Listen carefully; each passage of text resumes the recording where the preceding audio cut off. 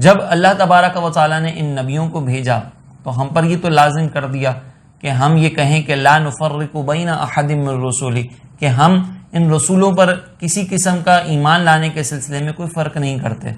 لیکن اس کا یہ ہرگز مطلب نہیں کہ اللہ رب العزت نے ان تمام کو ایک ہی درجے پر رکھا ہو، بلکہ اللہ رب العزت نے ان میں سے بعض کو بعض پر فضیلت عطا فرمائی ہے. جیسے ہم عام انسانوں کو بھی دیکھتے ہیں کہ اللہ رب العزت نے بعض انسانوں کو بعض سے بلند درجے پر رکھا ہے. اگر اولاد ہے تو اس سے زیادہ فضیلت باپ کی ہوتی ہے.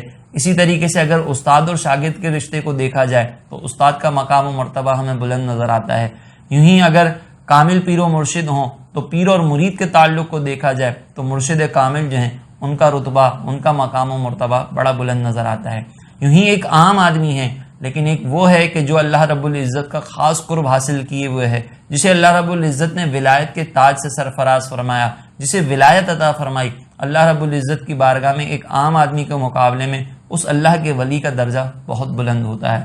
اور اسی طرح اللہ کے ولیوں سے زیادہ درجے بلند والی جماعت کو اگر ہمیں دیکھنا ہے تو یہ وہ جماعت ہے کہ جنہوں نے نبی کریم علیہ الصلاۃ والسلام کے شب و روز کو ملاحظہ کیا ہے، جنہوں نے نبی کریم علیہ الصلاۃ والسلام کی تعلیمات کو ہم تک پہنچایا ہے.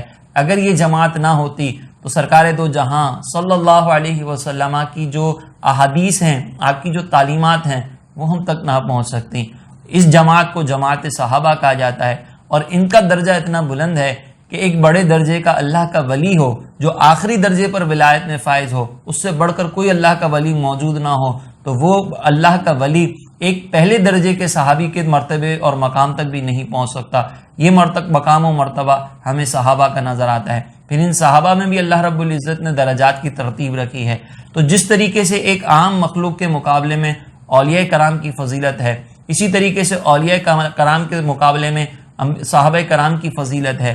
ان صحابہ سے زیادہ فضیلت والی جماعت انبیاء علیہم السلام کی جماعت ہے، اور اس جماعت کے اندر بھی اللہ رب العزت نے مختلف درجات مقرر فرمائے. جیسا کہ قرآن مجید میں اللہ رب العزت نے ارشاد فرمایا کہ تلک الرسول فضلنا بعضهم علی بعض، یہ وہ رسول ہیں جن میں سے ہم نے بعض پر فضیلت عطا فرمائی. ذرا آپ غور کریں اس کلام پر، اللہ رب العزت نے کتنے نفیس انداز سے یہ کلام فرمایا، اور آپ کو مجھے یہ پیغام دیا کہ جب تم رسولوں کے درمیان درجات کی فضیلت کے بارے میں بات کرو تو یہ نہ کہو کہ فلاں نبی کا درجہ کم ہے اور فلاں نبی کا زیادہ ہے، بلکہ اللہ نے فرمایا کہ یہ میرے رسول ہیں، یہ میرے بندے ہیں، یہ میرے پیغام لانے والے ہیں، یہ میری طرف سے آنے والے پیغام کو تم تک پہنچانے والے لوگ ہیں.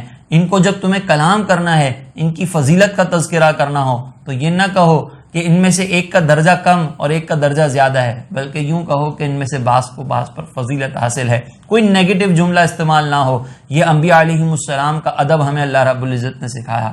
تو اس آیت مقدسہ کے اتنے حصے سے تو معلوم ہوا کہ انبیاء علیہم السلام کے درمیان درجوں کی فضیلت رکھی گئی ہے.